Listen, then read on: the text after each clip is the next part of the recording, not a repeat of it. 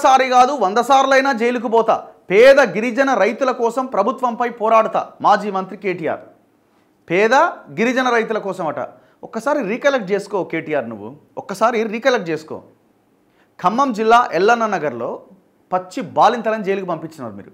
పచ్చి బాలింతలని 3 సంవత్సరాలు 4 సంవత్సరాలు ఉన్న పిల్లలని జైలుకు పంపించిన చరిత్ర మీది. పోడు భూముల కోసం కొట్లాడిన నువ్వు అంటున్న గిరిజన రైతులు అంటున్నావు కదా, ఆ గిరిజన రైతుల కోసం.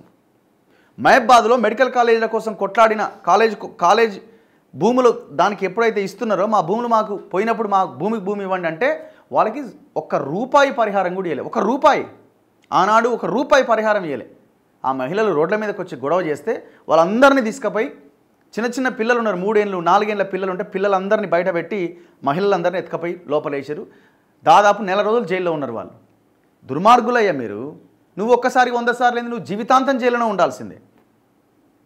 తెలంగాణ నువ్వు జైలుకు పోవాల్సిన అక్కడ కూడా లేదు. నిన్ను జైలుకు పోవాలని నేను ఏదో చేయాలని కూడా మేము అంటలేం. తిన్న భూములు తెలంగాణ ప్రజలకి బహిరంగ క్షమాపణ చెప్పి కక్కు. నీ ఫామ్ హౌస్ కబ్జా, మీ చెల్లె ఫామ్ హౌస్ కబ్జా, మీ నాయన ఫామ్ హౌస్ కబ్జా బెదిరించి రాసుకున్నారు. ఈయన నిన్న ఇంటర్వ్యూలలో చెప్తుండు, మల్లన్న సాగర్ గురించి చెప్తుండు. ఏం మాట్లాడుతావు నువ్వు మల్లన్న సాగర్ గురించి? ఒక చిన్న ఎగ్జాంపుల్ చెప్తా. మల్లన్న సాగర్లో నువ్వు అడుగు, మీ బావను అడుగు. ఒక 10 మంది దళితులు అక్కడ కొండపోచమ్మ నిర్వాసితులు ఒక 10 మంది కేసు వేసారు. 10-20 మందో దళితులు, అంతా దళితులు, బీసీలు కేసు వేస్తే మీరు నా మీద కేసు వేస్తారా?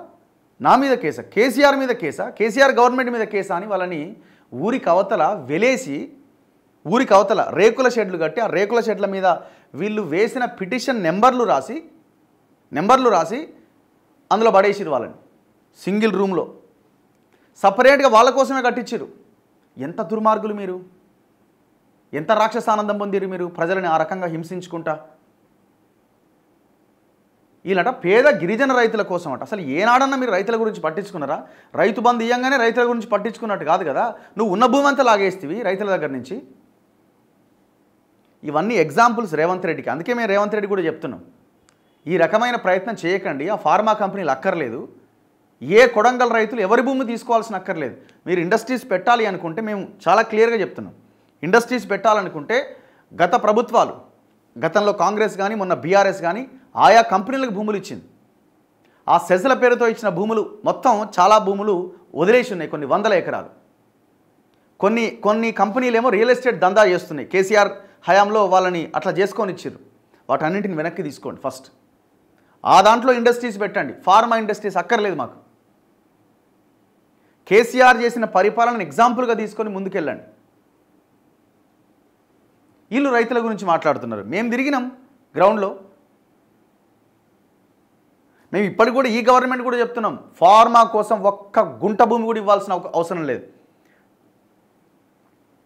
అసలు ఉన్న కంపెనీలు, దివీస్ లాంటి కంపెనీ ఇక్కడి నుంచి తరమాలవన్నీ. వాడు చేస్తున్న విధ్వంసం అంతా ఇంత కాదు. ఒక వీడియో దొరకట్లేదు, చూస్తున్నా. ఆ మల్లన్న సాగర్ అని గురించి చెప్తున్నాడు ఈయన.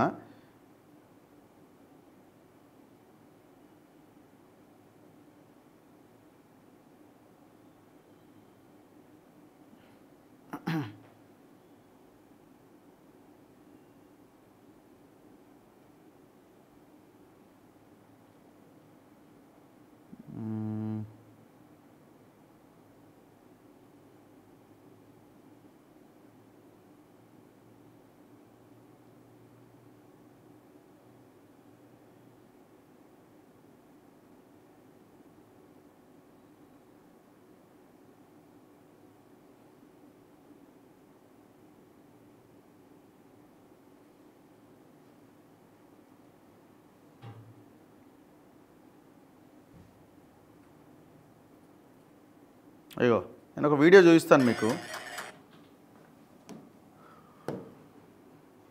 వాళ్ళు స్టిల్ ఈనాటికి కూడా వాళ్ళు అదే రేకుల షెడ్లలో ఉంటున్నారు. ఎంత అరాచకం అండి ఇది. ఇలాట మల్లన్న సాగర్ మీద మా మీద ఆందోళన జరిగినా మేము ఆ రైతులని ఒప్పించి మెప్పించిరట. ఈ మాట అన్నందుకే వాళ్ళ కోపం వచ్చి మొన్న దిష్టిబొమ్మ తగలబెట్టిరట.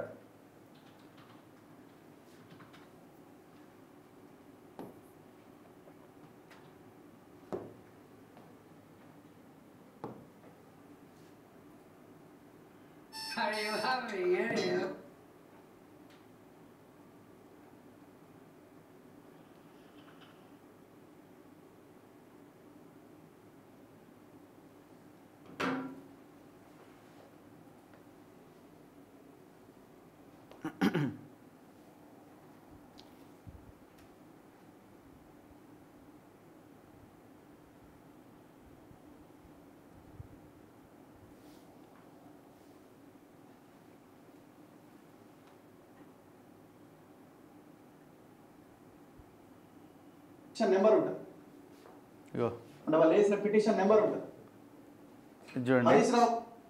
ఇట్లా వాళ్ళు కోర్టులో కేసు వేసిన పిటిషన్ నెంబర్ వేసి వీళ్ళని రేకుల షెడ్లలో పెట్టిరు ఈ కుటుంబాలను మొత్తం. దాదాపు వాళ్ళు కట్టించిన R&R కాలనీకి ఒక ఫర్లాంగ్ దూరంలో అవతల అంటే వాళ్ళని బహిష్కరించి వాళ్ళందరినీ.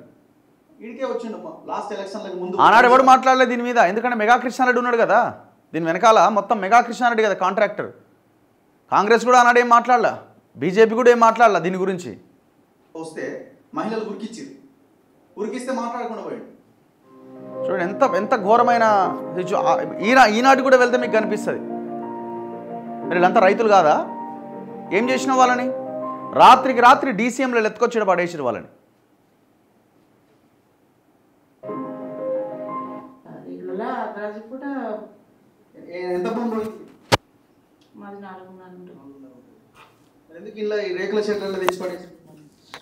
ఇప్పుడు కలెక్టర్ వెంకటరామరెడ్డి ఉండే, మేము కాంగ్రెస్ పార్టీ అని కేసు పెట్టిరని ఆ కక్షతోటి ఇలా రేకులలో అర్ధరాత్రి పూట పోలీసులో పెట్టి కారు చేపించిండ్రు. ఎంబడి కారు చేసుకుంటారు, ఫోన్లు కొనుక్కొని దగ్గర పెట్టుకుంటారు పోలీసు వాళ్ళు. పోయి కుండలు కూడా తినేసారు, అన్నంది కూడా తినలేదు, రేపు కాల్ చేస్తాం సార్ అంటే కూడా ఇనలే. పోలీసులో పెట్టి రాత్రి తెచ్చి ఇలా పడేసిపోయిండ్రు. మా ప్యాకేజ్ డౌట్ లేదు. ఈ వెంకటరామరెడ్డి గారు వస్తాడు ఇప్పుడు. మీరు ఎంత బాధ ఉంటే ఈ మాటలు మాట్లాడాలి, నాకు అర్థం. బాధ లేదు మాట్లాడతాం. ఆడు ఇవ్వడం మేము ఇవ్వలేం, మమ్మల్ని బాధ పెట్టలేదా? 2 పైసలు ఎక్కి మనం ఇంక అంతే ఏమంది అని. నాకు 28 ఎకరాల భూమి, 28 ఎకరాల భూమి ఇప్పుడు ఇడిచిపెడితే నేను కొనుక్కొచ్చుకొని తింటున్నా, మంచి సన్న బియ్యం పండించుకొని తింటున్నాను రైతుని. ఆ కూడా సిగ్గులేదా? రాత్రి తింటున్నా ఇలాగొట్టి వెంకటరామరెడ్డి అని పెరినా రమ్మనాడికి వాడు ప్రచారం చేస్తానికి రావాలి కానీ చెప్పుతాడు కొడతామని వాడు ఏం మీకున్నా సరే మాయి. దాదాపు 3-4 సార్లు పోయింది ఈ ప్రాంతానికి. అరే ఎవడన్నా కనీసం వీళ్ళని కనికరిస్తారేమో, ఇప్పటికైనా వీళ్ళని ఏమన్నా ఇచ్చేస్తారేమో అని. ఎవడు మాట్లాడేది ఎవడు ఆనాడు? ఈనాటికి కూడా వాళ్ళు అక్కడే ఉన్నారు, అదే ప్లేస్లో ఉన్నారు. ఇట్లా ఎంతమంది రైతులు? మేము ఖమ్మం ఎల్లన్న నగర్ మహిళలను పెట్టిన దానికి దగ్గర పోయినాం, మహబాద్కి పోయినాం. వీళ్ళు రైతుల గురించి మాట్లాడుతున్నారు. పేద గిరిజన రైతుల కోసం అట ప్రభుత్వం మీద పోరాడి ఈయనట 100 సార్లైనా జైలుకు పోతారట.